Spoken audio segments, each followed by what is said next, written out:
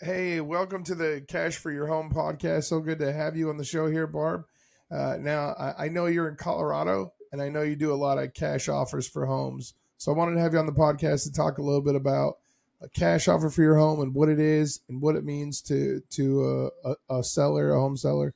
And Yeah. so before we get into that, though, let me just ask you a little bit about you. So you're in Colorado, and you've been a realtor for how long? Oh, 20, it's coming up on 29 years. A Wow, long time. wow. What got you into real estate? It was by accident. My background, I was in the Navy, so I'm a Navy veteran. I worked in the control towers in the Navy. From that, I got jealous, so I learned how to fly, got out of the service, and became a regional airline pilot, which was really fun. However, my husband was flying for American, so once our son came along, there was no way both of us could be out of town with a baby. So I just stayed at home for a little while. And then my dad suggested, why don't you get into real estate? And so I just did. And I've always liked housing and houses, and it's always been something that's near and dear to my heart. So it ended up it was a big surprise to me when I got into the business, because what I found was there was no, I came from a more or less technical background of being an air traffic controller, being a pilot, with those kind of things. Everything had a system and a checklist and a way you did things. And when I got into real estate, it wasn't the same thing. In fact, I got my license. I went and hung it with a broker because that's what you had to do for the first 2 years. And I went to meetings here and there, but there was no how to. And I started asking questions. Well, how do I do this? And how do I do that? And I was learning that the other agents in the office did not want to share with me because I was effectively one of their competitors. We were all like independent businesses within a business. And so I had to strike out on my own and learn. I took a lot of classes. Um, Soon I became what they call a top producer, which meant you were selling one home a month, which I thought, well, that's just average to me. But even to this day, here we are, fast forward 29 years later, um, the average agent only sells 3 to 4 homes a year, and half of the agents don't sell any.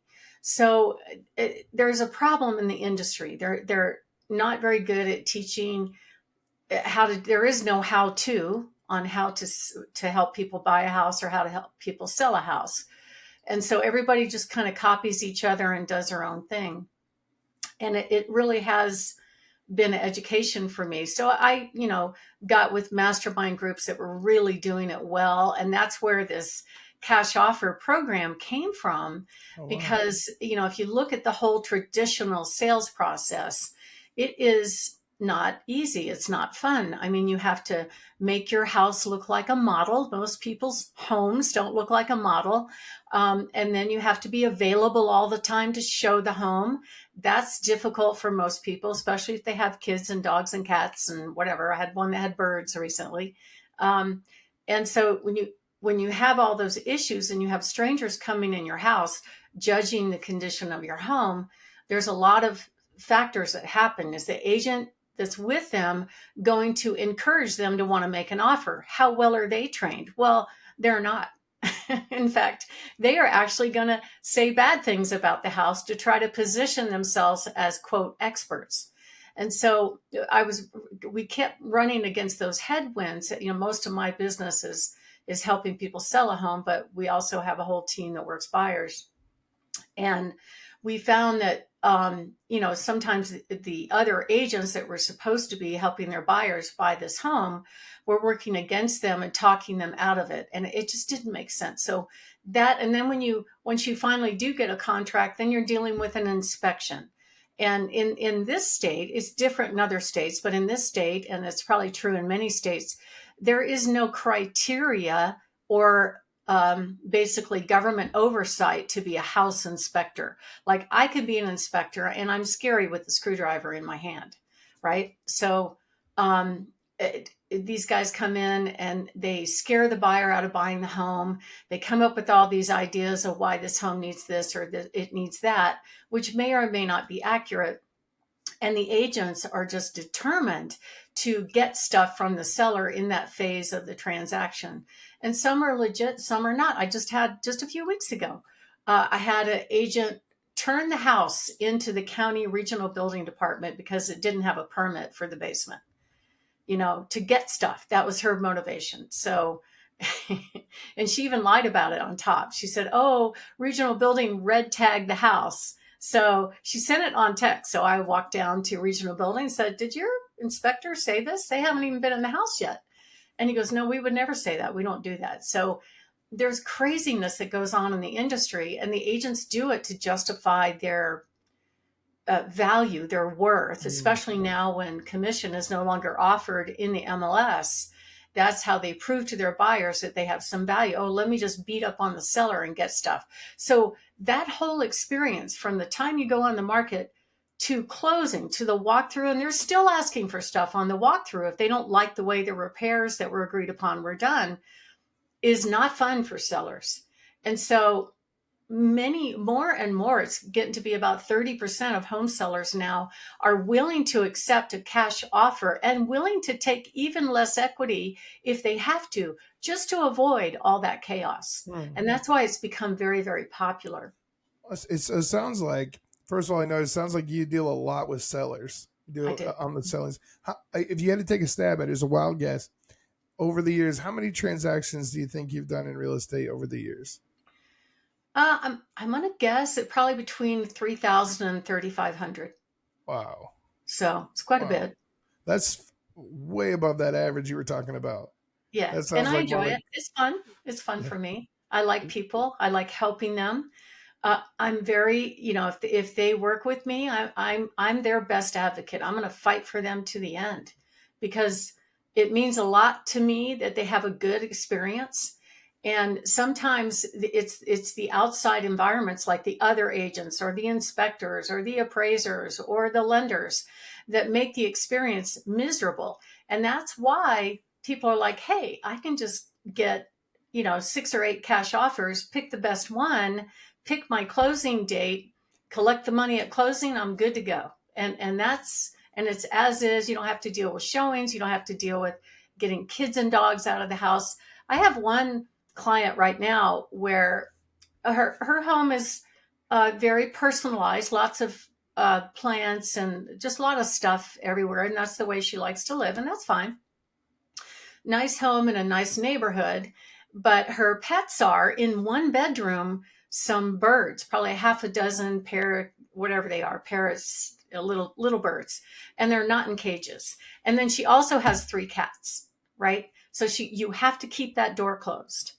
And I told her, I said, "Look, if you just allow agents to show this home willy-nilly, they are going to leave that door open. The birds are going to get out and the cats are going to eat the birds. So the traditional sales process is not going to work for you." She goes, "Oh, I don't want the cats to eat the birds." I'm like, "Of course not."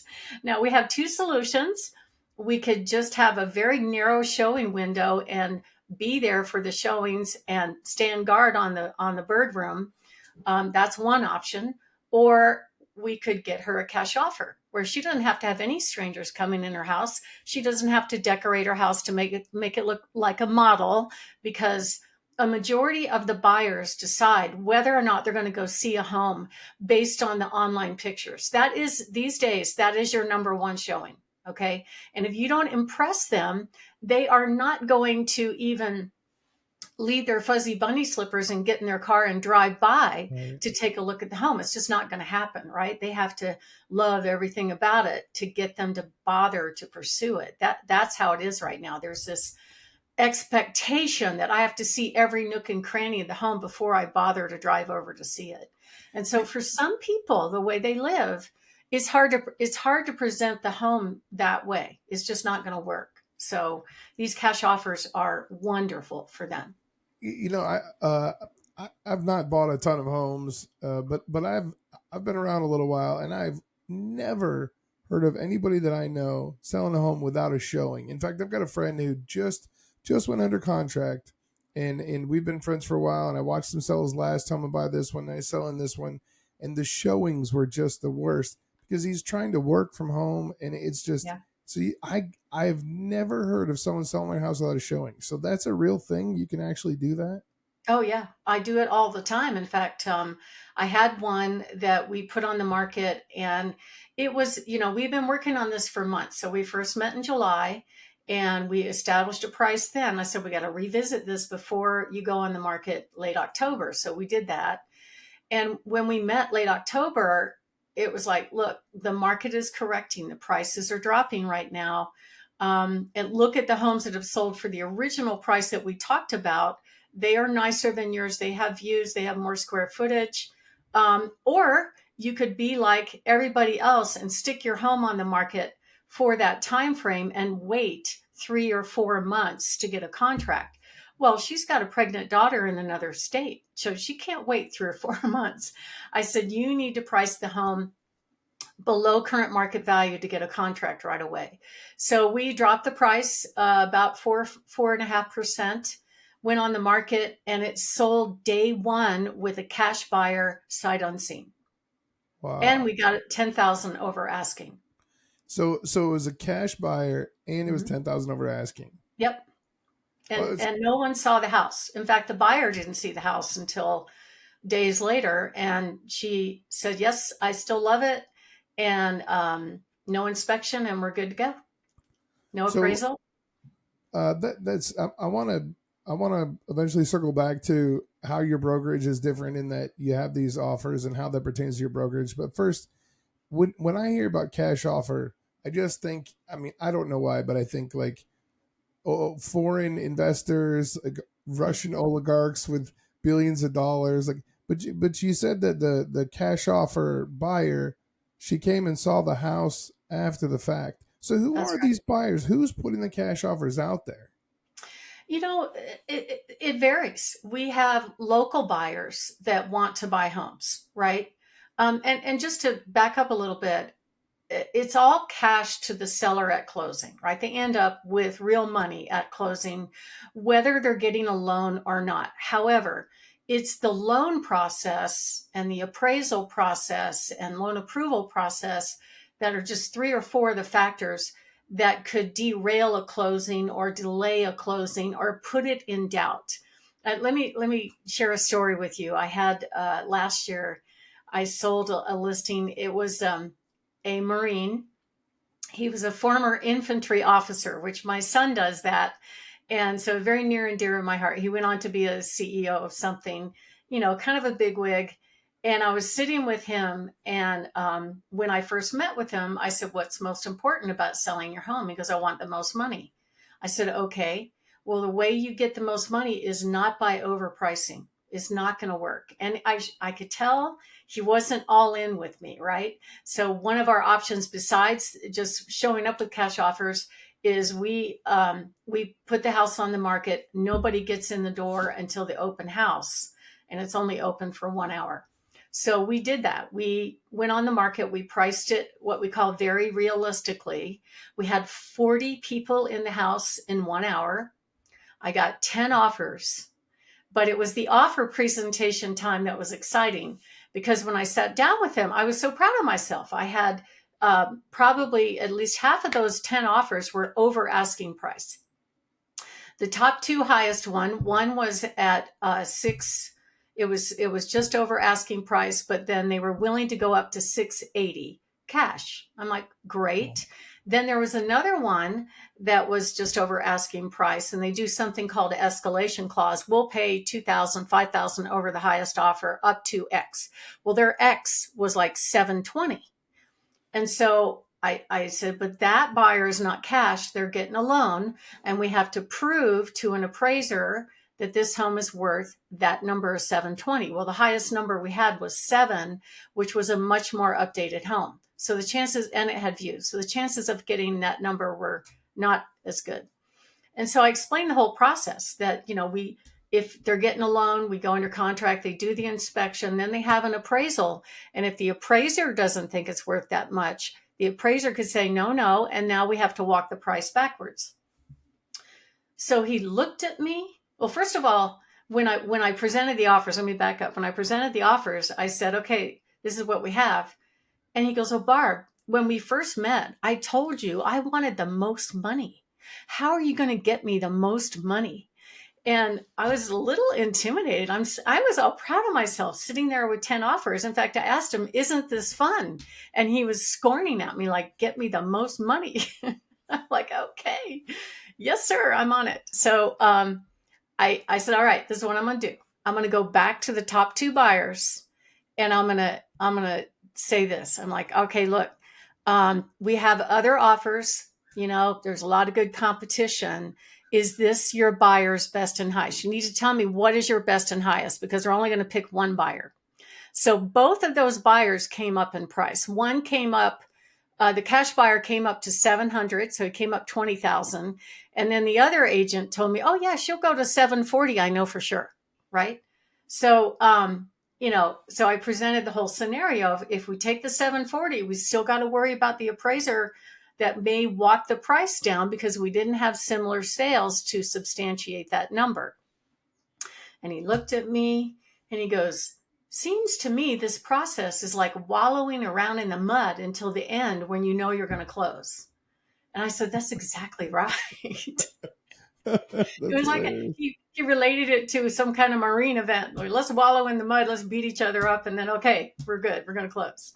And that's true. That does kind of define the whole traditional sales process. So that seller ended up taking the sure bet, the cash buyer for 700, and we closed. So Wow. So the sure bet was the cash buyer. it was, yep, and that was Wow. 40,000 less than the other offer, and that's Wow. not uncommon. We might have squeezed a little more about the other contract, but that means I had to show up in front of the appraiser and do a rug dance and prove to him that it was worth that much, which for that type of loan could be very challenging because even appraisers have people looking over their shoulder to make sure, well, why didn't you pick that similar sale or why didn't you pick that one? So it's a lot more scrutiny when you're dealing with a loan process. Right. Right. Because there's accountability to pay back the loan and Yep. the liability, and there needs to be calculated measurements. But with the cash offer, there's no risk on No, anyone's part except for you don't the have to do an offer. appraisal. So let me ask you And this: a little bit off topic, but I see the brand behind you, your home sold, Guaranteed Realty Colorado, and I'm just dying to know why not just Barb Schlinker Realty, and what does that do for you, and how does that benefit your clients? well, I've discovered over the years, I've been with several different brokerages. I've had my own company probably since when did I start? 2008. And it was named after a family name. My last name is Parker.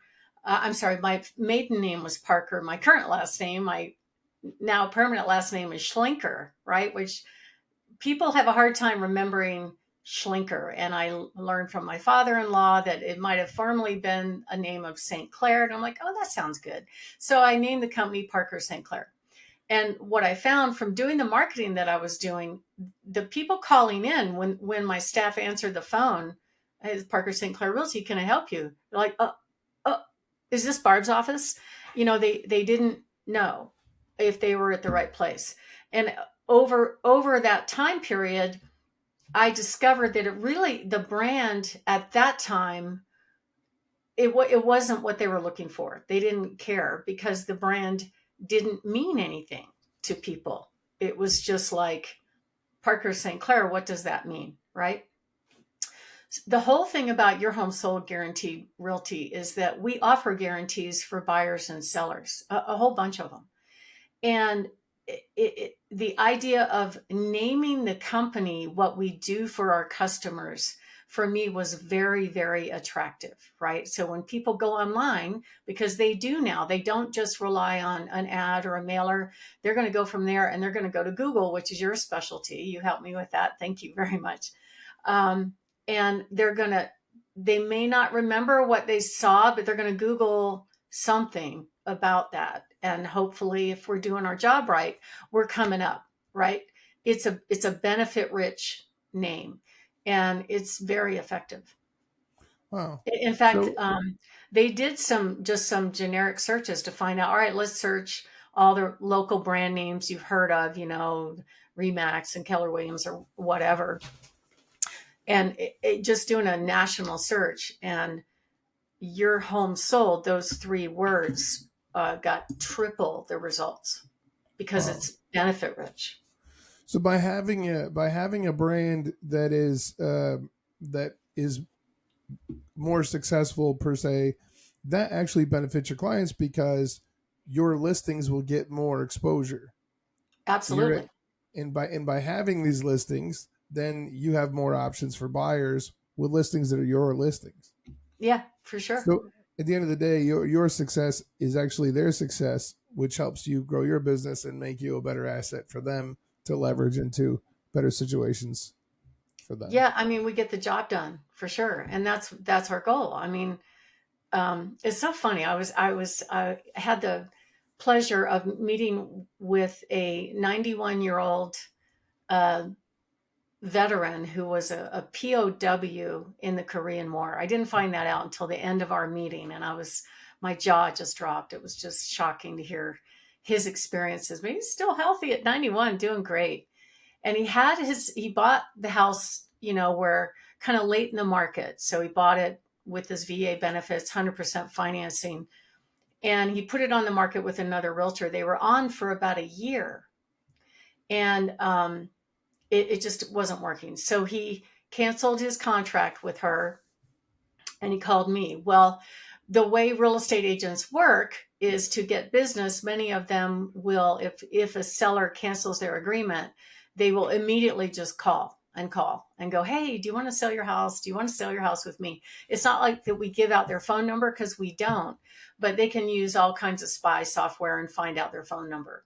So people were calling him and they were saying, hey, are you still interested in selling your house?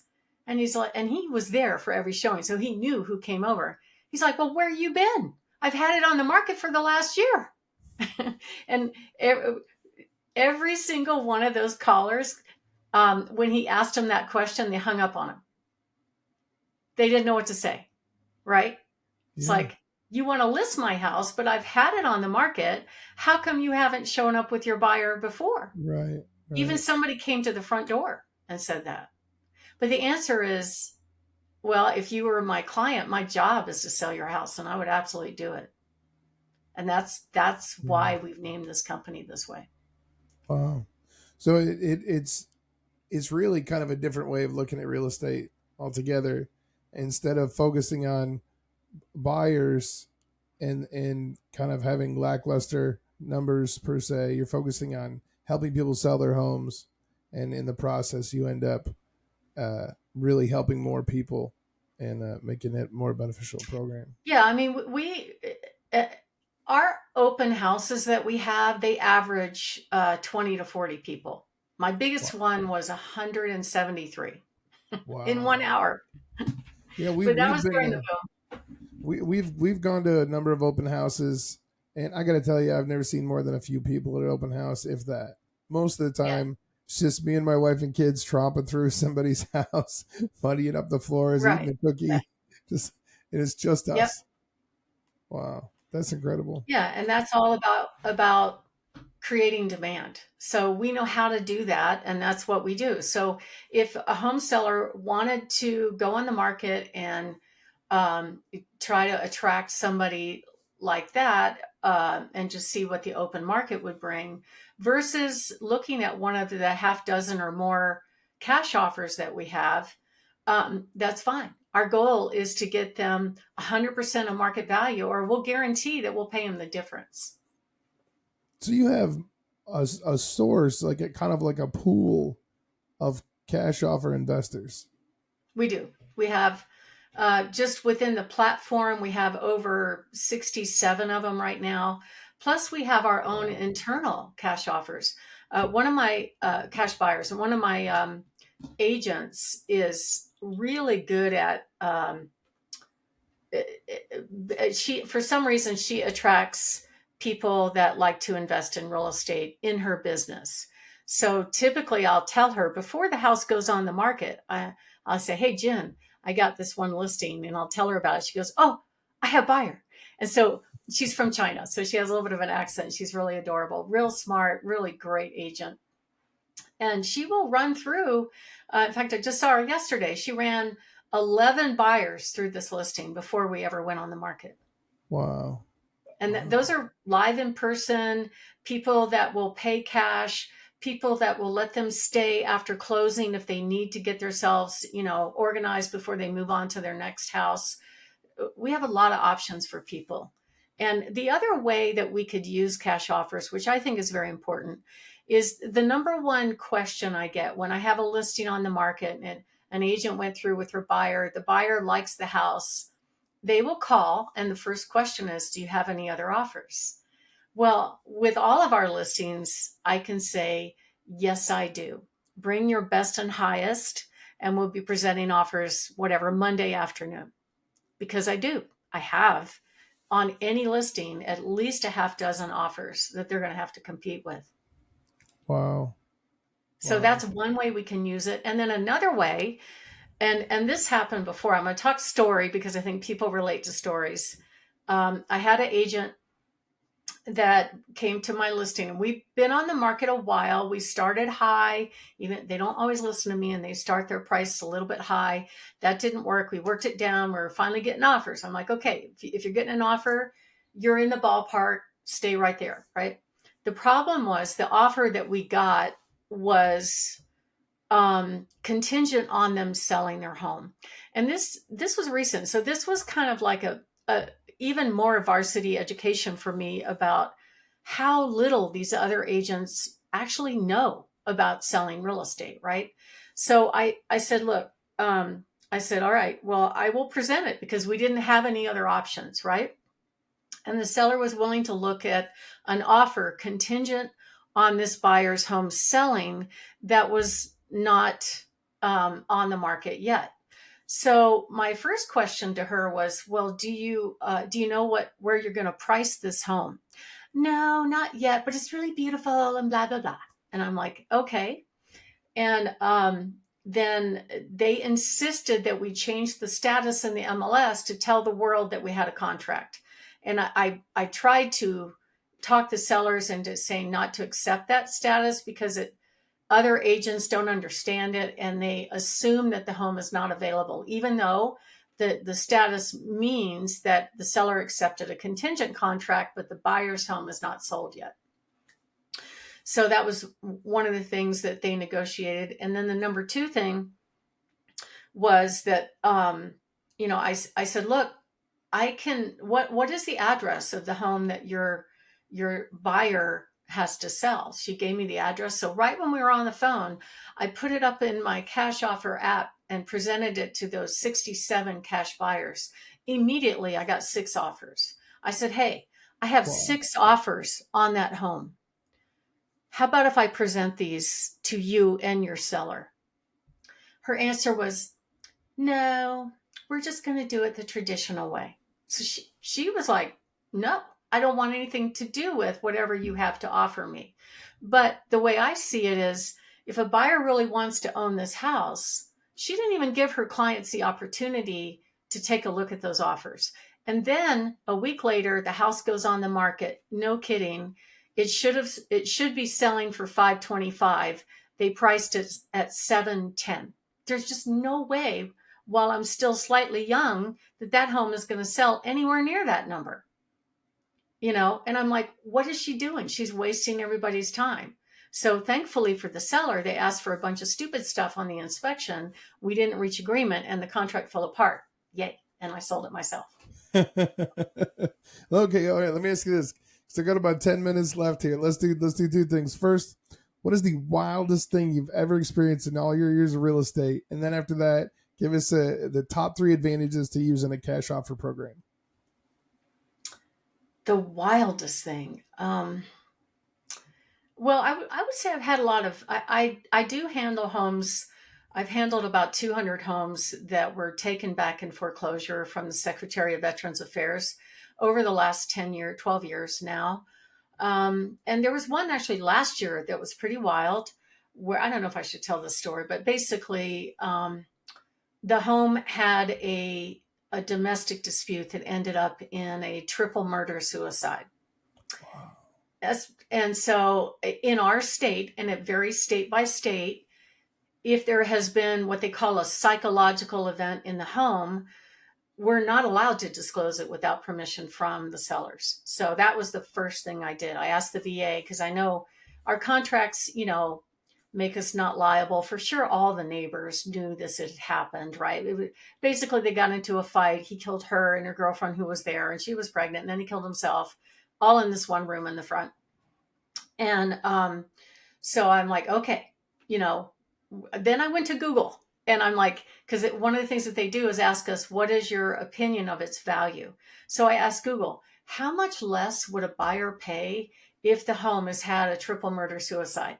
And right away, it gave me an answer. I was really shocked anybody would ask that question, but I got an immediate answer. It said 15 to 25%.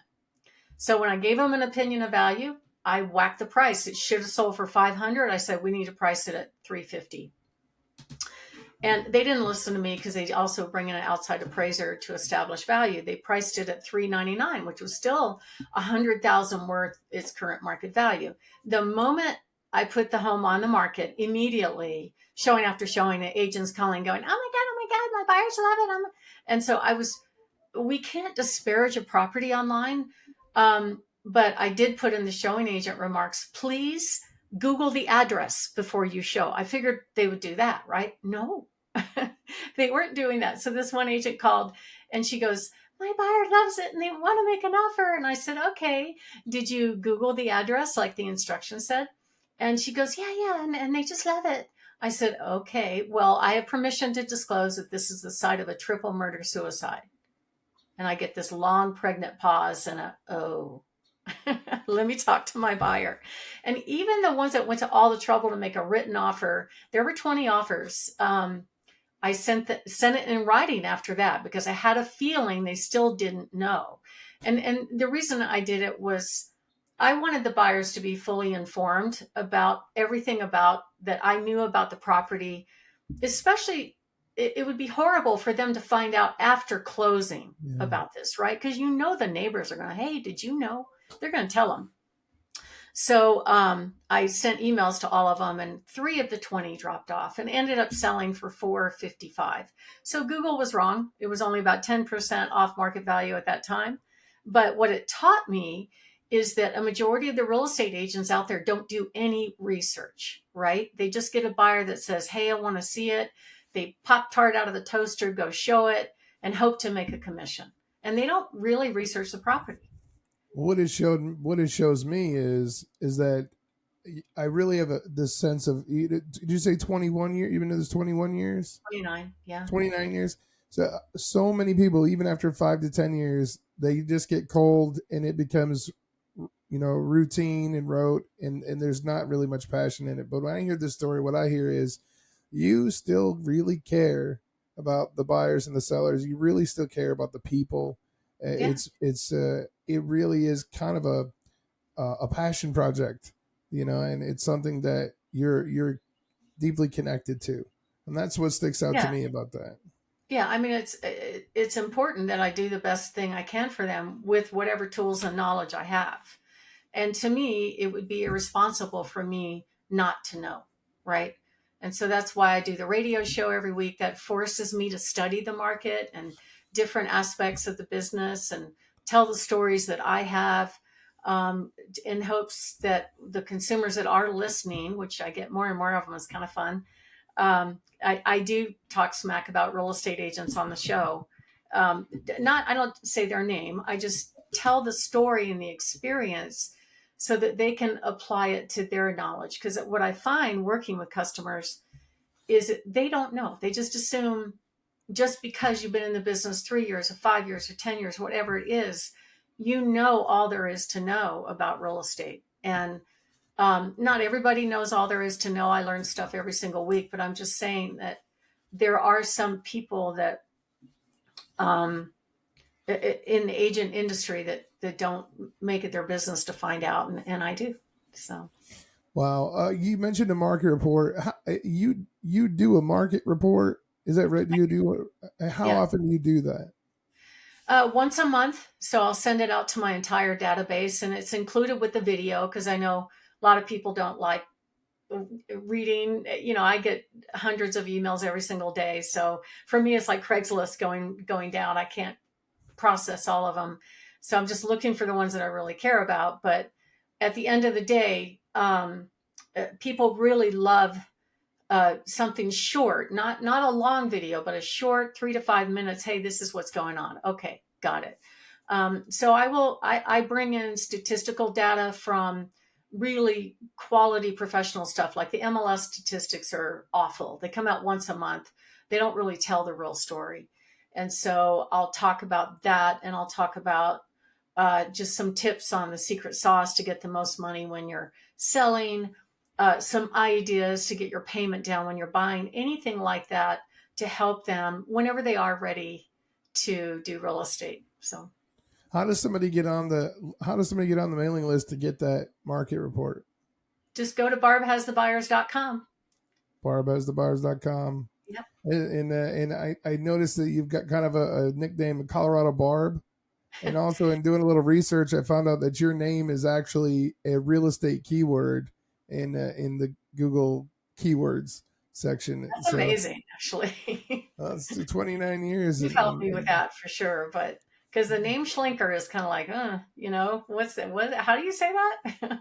But yeah, Colorado Barb is more of a nickname that it was my very first domain name that I ever bought.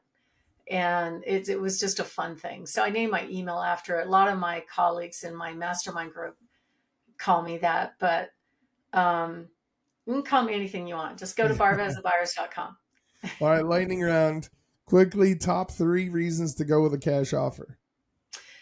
Number one, it's kind of like CarMax for real estate. If you've ever sold a home on CarMax, it is literally the easy button.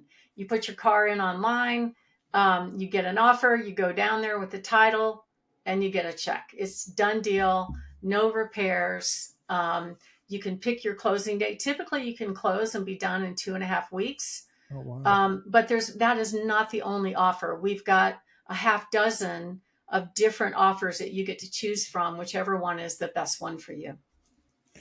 Okay, what's the second reason? I think buyers and sellers, in particular sellers, want certainty.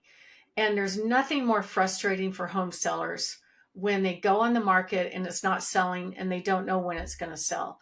Or when they go under contract and then the buyer starts asking for stuff. Or they don't know if the appraisal or the loan is going to go through. I just closed one that was 3 weeks late in closing.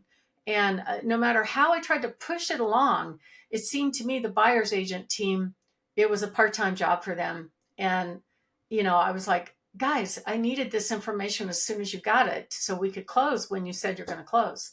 So all of that mysterious stuff, when the sellers are banking that, okay, you're going to do what you say you're going to do, is really frustrating. And what I found from selling dozens of homes this year through the cash offer system is that those sellers did those buyers did exactly what they said they're going to do. They close on time. There's no mystery about what's going to happen from start to finish. And I'm guessing the third reason, just a guess, is going to be the no showings, right? Yes, people get intimidated when I come over, which I think is weird, but I'll tell them, don't worry about how the house looks when I come over. I'm not judging you. I'm not taking pictures that day. So imagine having to do that on call every day, make your bed, make sure your dishes. It's a constant project for me to try to keep the house tidy. I can't do it. I have help, but that is quite a challenge. And most agents will tell you, oh, you got to be ready anytime a buyer wants to see because they rule. I totally throw out that idea. I think the more exclusive, the less available it is, the more likely you are to get multiple offers and sell it faster. Wow. Well, I'm awestruck by your professionalism, your heart to help people, and your ability to leverage different opportunities like a cash offer program to really just do a great job for your clients. Thank you so much for being on the show. I really appreciate it. And how can people get in touch with you? BarbHasTheBuyers.com is the Barb has easiest the one buyers. to remember, or you can call me at 719-401, I'm sorry, 719-301-3900. And I'll put all that in the description as well. Thank Okay. you. Thank you very much, Barb Schlinker. I Thanks for appreciate having it. me, Chuck. Yes, ma'am. Thank you.